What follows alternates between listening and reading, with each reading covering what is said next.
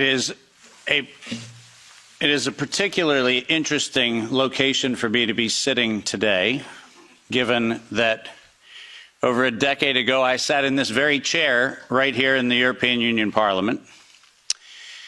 And at that time, I warned the world of what was coming. During that conversation that was hosted at the time by the Green and EFA and a number of the other parties of the European Union's various representations, we were having a conversation on whether Europe should adopt the United States policy of allowing for the patents on biologically derived materials. And at the time, I urged this body, and I urged people around the world, that the weaponization of nature against humanity had dire consequences. Tragically, I sit here today with that unfortunate line that I don't like to say, which I told you so. But the fact of the matter is, we're here not for a reprisal on past decisions. We're here to actually, once again, come to the face of the human condition and ask the question, who do we want to be? What do we want humanity to look like?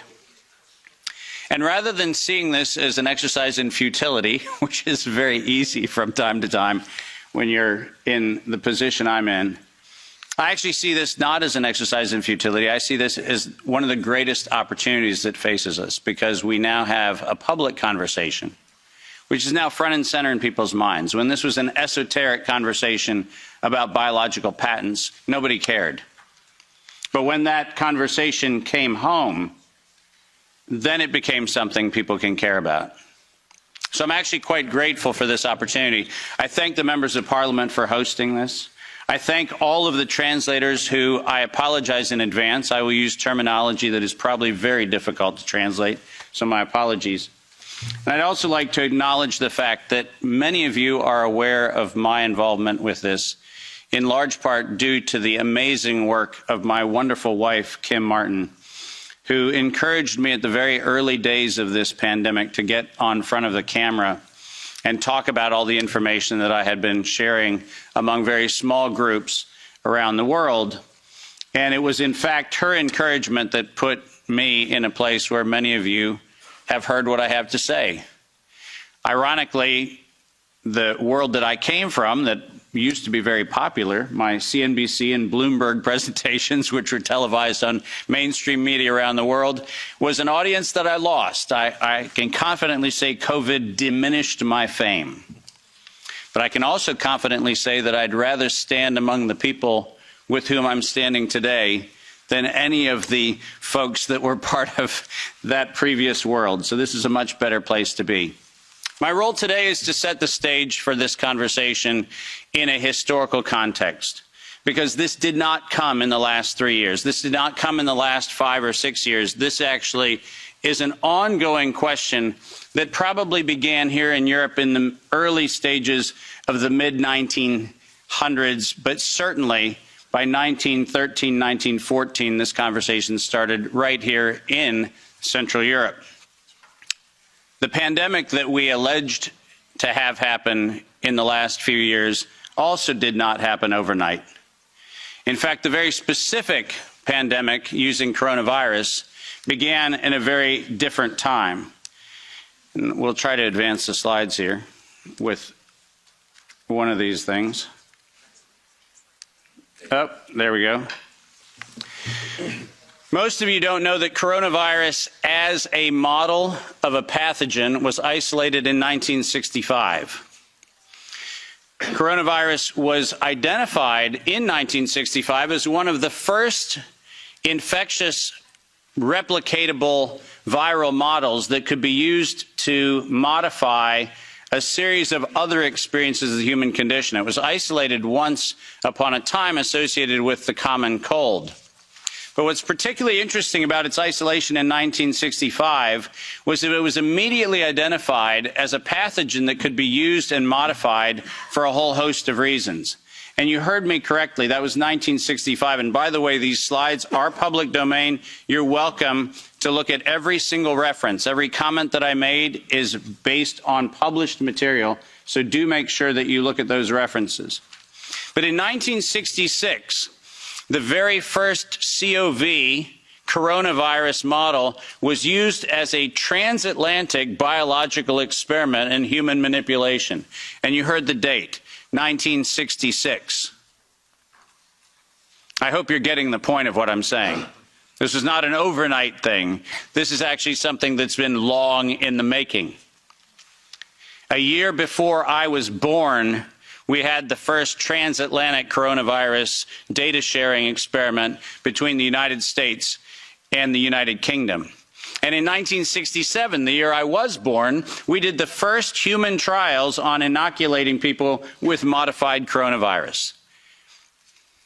Isn't that amazing? 56 years ago, the overnight success of a pathogen that's been 56 years in engineering. And I want that to chill with all of you. Where were we when we actually allowed, in violation of biological and chemical weapons treaties, where were we as a human civilization when we thought it was an acceptable thing to do to take a pathogen for the United States and infect the world with it? Where was that conversation? And what should have been that conversation in 1967? That conversation wasn't had. Ironically, the common cold was turned into a chimera in the 1970s.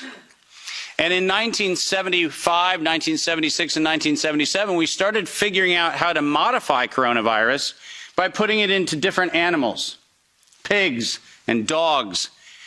And not surprisingly, by the time we got to 1990, we found out that coronavirus as an infectious agent was an industrial problem for two primary industries, the industries of dogs and pigs.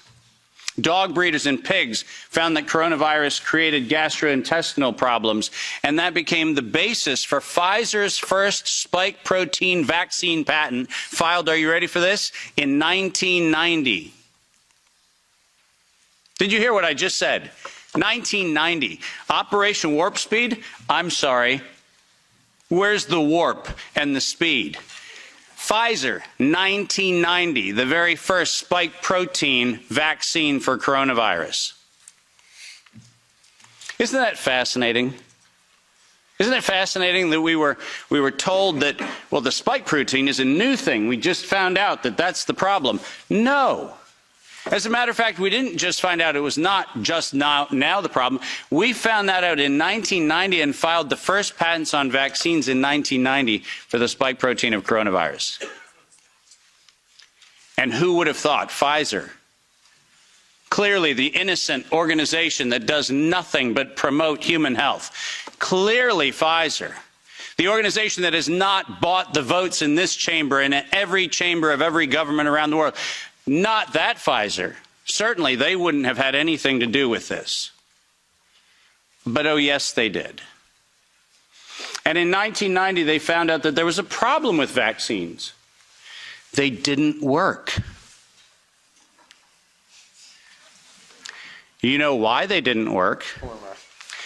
It turns out that coronavirus is a very malleable model. It transforms and it changes and it mutates over time. As a matter of fact, every publication on vaccines for coronavirus from 1990 until 2018, every single publication concluded that coronavirus escapes the vaccine impulse, because it modifies and mutates too quickly for vaccines to be effective.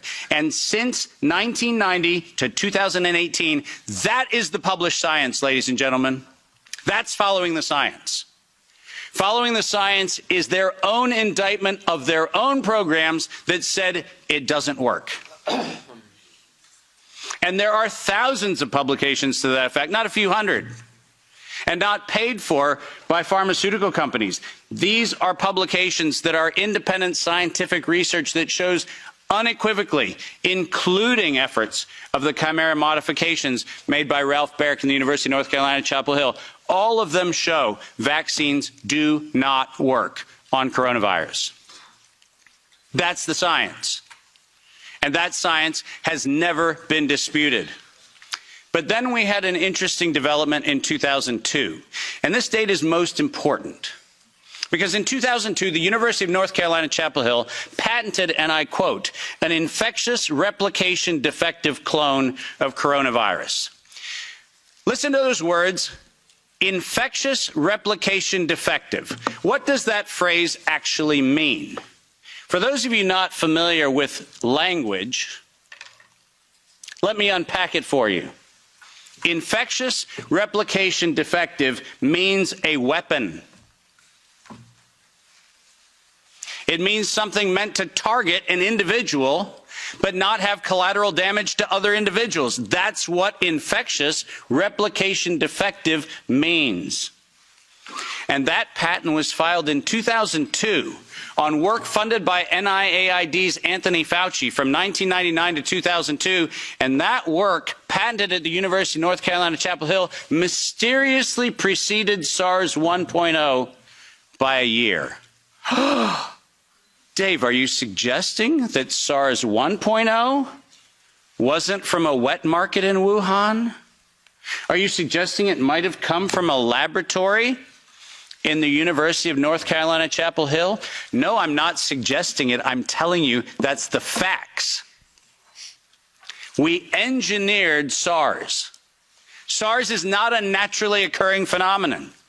The naturally occurring phenomenon is called the common cold. It's called influenza-like illness. It's called gastroenteritis. That's the naturally occurring coronavirus.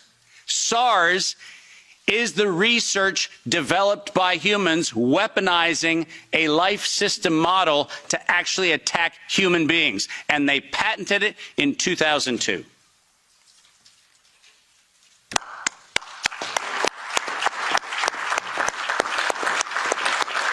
And in 2003, giant surprise, the CDC filed the patent on coronavirus isolated from humans in violation, once again, of biological and chemical weapons treaties and laws that we have in the United States. And I'm very, very precise on this. The United States likes to talk about its rights and everything else and the rule of law and all the nonsense that we like to talk about. But we don't ratify treaties about, I don't know, defending humans.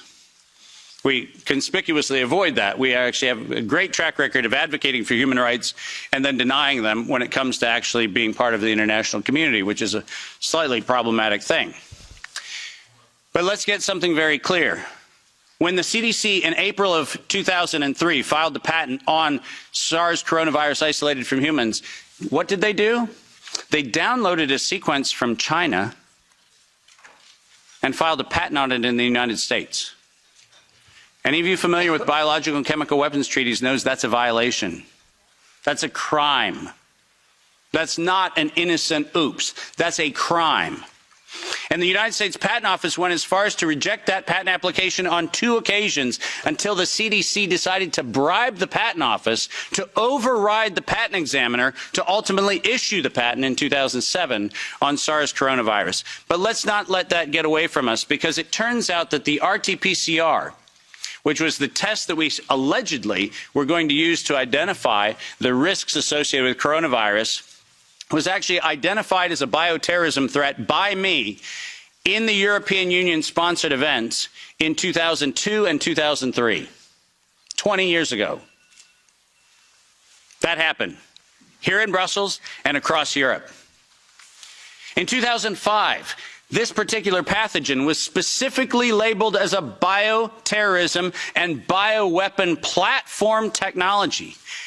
Described as such. That's not my terminology that I'm applying to it. It was actually described as a bioweapons platform technology in 2005. And from 2005 onwards, it was actually a biowarfare enabling agent, its official classification from 2005 forward. I don't know if that sounds like public health to you. Does it? Biological warfare enabling technology. That feels like not public health. That feels like not medicine. That feels like a weapon designed to take out humanity. That's what it feels like. And it feels like that because that's exactly what it is. We have been lured into believing that EcoHealth Alliance and DARPA and all of these organizations are what we should be pointing to, but we've been specifically requested to ignore the facts that over $10 billion have been funneled through black operations through the check of Anthony Fauci and a side-by-side ledger where NIAID has a balance sheet and next to it is a biodefense balance sheet equivalent dollar-for-dollar matching that no one in the media talks about. And it's been going on since 2005. Our gain-of-function moratorium, the moratorium that was supposed to freeze any efforts to do gain-of-function research. Conveniently, in the fall of 2014, the University of North Carolina, Chapel Hill received a letter from NIAID saying that while the gain-of-function moratorium on coronavirus in vivo should be suspended, because their grants had already been funded, they received an exemption. Did you hear what I just said? A biological weapons lab facility at the University of North Carolina, Chapel Hill, received an exemption from the gain-of-function moratorium so that by 2016 we could publish the journal article that said SARS coronavirus is poised for human emergence in 2016. And what, you might ask, Dave, was the coronavirus poised for human emergence? It was WIV1, Wuhan Institute of Virology Virus 1. Poised for human emergence in 2016 at the proceedings of the National Academy of Sciences, such that by the time we get to 2017 and 2018, the following phrase entered into common parlance among the community. There is going to be an accidental or intentional release of a respiratory pathogen. The operative word, obviously, in that phrase, the word release. Does that sound like leak? Does that sound like a bat and a pangolin went into a bar in the Wuhan market and hung out and had sex and lo and behold, we got SARS-CoV-2? No.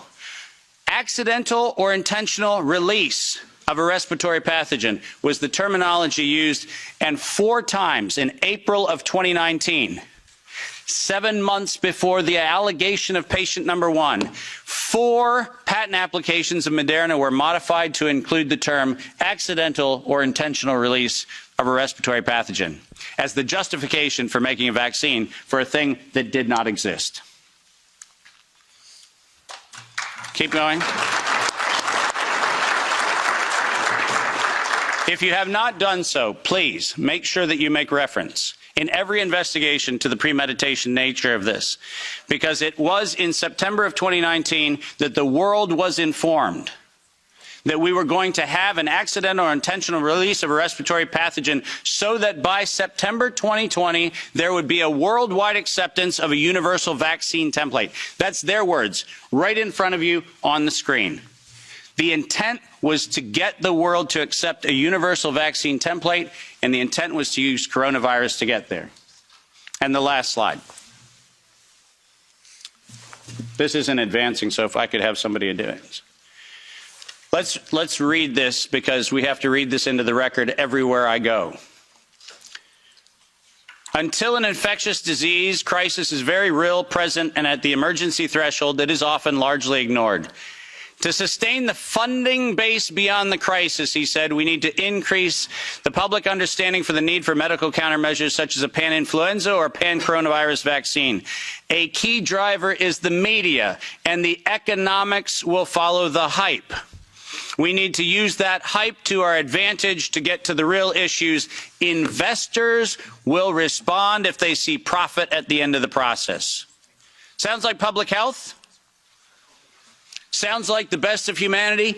No, ladies and gentlemen, this was premeditated domestic terrorism stated at the proceedings of the National Academy of Sciences in 2015, published in front of them. This is an act of biological and chemical warfare perpetrated on the human race, and it was admitted to in writing that this was a financial heist and a financial fraud. Investors will follow if they see profit at the end of the process. Let me conclude by making 5 very brief recommendations. The last slide. Nature was hijacked. This whole story started in 1965 when we decided to hijack a natural model and decide to start manipulating it. Science was hijacked when the only questions that could be asked were questions authorized under the patent protection of the CDC, the FDA, the NIH, and their equivalent organizations around the world. We didn't have independent science. We had hijacked science. And unfortunately, there was no moral oversight in violation of all of the codes that we stand for. There was no independent, financially disinterested, independent review board ever impaneled around coronavirus, not once. Not once. Not since 1965. We do not have a single independent IRB ever impaneled around coronavirus. So morality was suspended for medical countermeasures. And ultimately, humanity was lost because we decided to allow it to happen. Our job today is to say, no more gain-of-function research, period. No more weaponization of nature, period. And most importantly, no more corporate patronage of science for their own self-interest unless they assume 100% product liability for every injury and every death that they maintain. Thank you very much.